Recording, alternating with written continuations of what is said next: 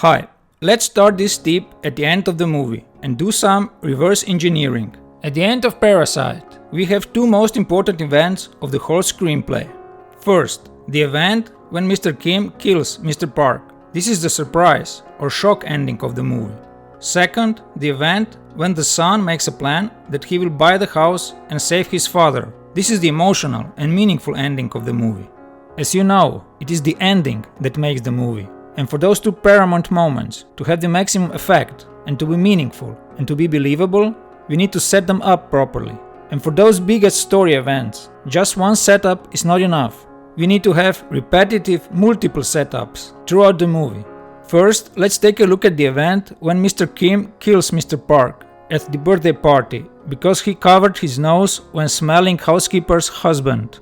Now, if during the movie Mr. Park would tell Mr. Kim just once that he smells bad and Mr. Kim would kill him for that, that killing wouldn't be believable. The audience wouldn't buy it.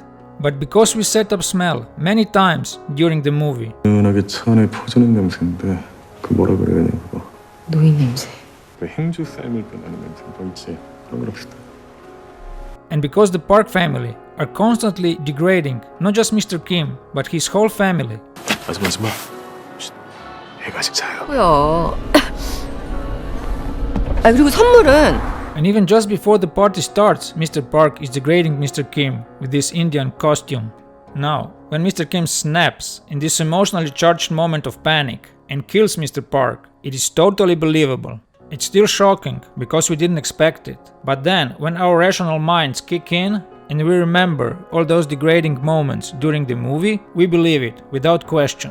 The second most important and final event of the movie is when the son makes a plan that he will buy the house and save his father.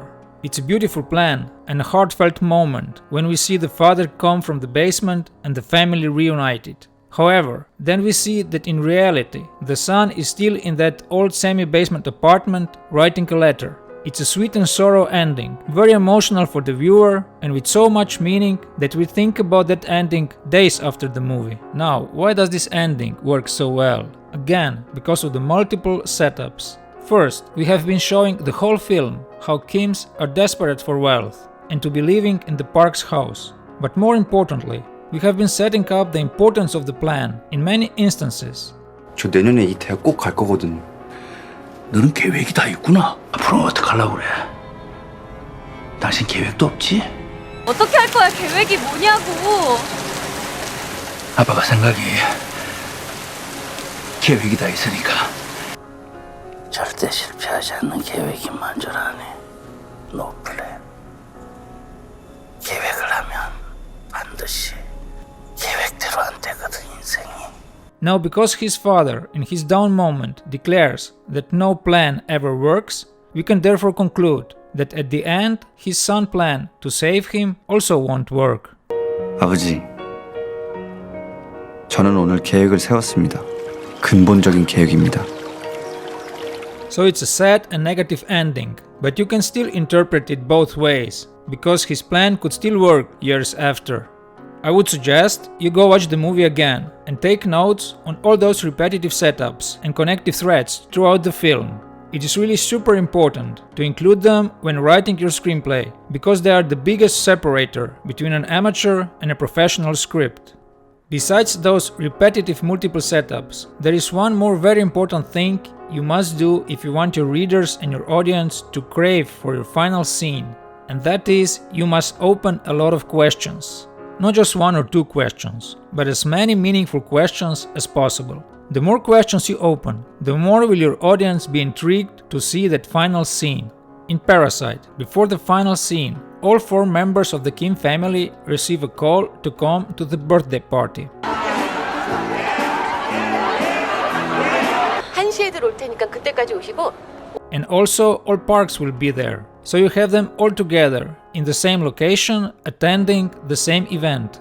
Those people are all connected, and many of them have unsolved issues between each other, and also unsolved conflict within themselves. So there are many possibilities that can happen to all those characters on that party, and so many open questions. For example, will the son of Kim family get together with the daughter of the Park family? Is the housekeeper still alive in the basement? If she isn't, with what kind of rage will her husband react? How will the conflict between the Kims and the housekeeper's husband be resolved? Will Mr. Kim confront Mr. Park about the smell degradation? Will the Parks finally find out the Kims have been deceiving them all this time? And will they find out that housekeeper's husband has been living in their basement for years? And if they do find out all those unthinkable secrets, how will they find out? And how will they react? Those are all questions rumbling in the unconscious mind of the viewer. So when housekeeper's husband takes the knife and starts heading towards a birthday party, this is the most intense and most anticipating moment in the film, and we are on the edge of our seats. If someone in the movie theater would pause the film at this moment, the audience would go crazy. So, insert those repetitive multiple setups, open a lot of questions, and build the whole film in a way so the audience will be totally intrigued to see the final act. And then of course, deliver the best possible ending. And we will explain how to create the best ambiguous ending on the example of Parasite in our next video. So click subscribe if you don't want to miss it. Thanks for watching and see you all very soon.